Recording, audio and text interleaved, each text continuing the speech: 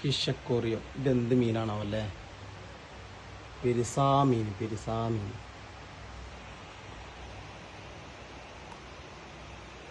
തിമിംഗല ഛർദ്ദിച്ചുണ്ട്.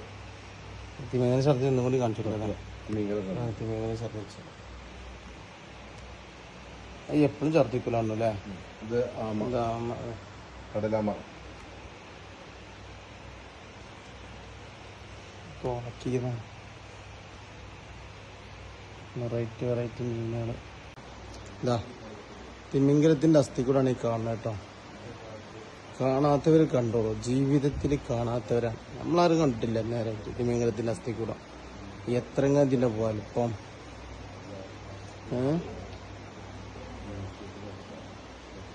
നമുക്ക് അവിടുന്ന് ചോദിക്കണം തിമിംഗലത്തിൻ്റെ ഈ അസ്ഥികൂടത്തിന് എത്ര മീറ്റർ വലുപ്പം ഉണ്ടെന്നുള്ളത്.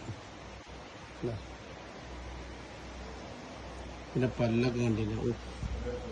ഒരു രക്ഷയില്ല കേട്ടോ പല്ലൊന്നും.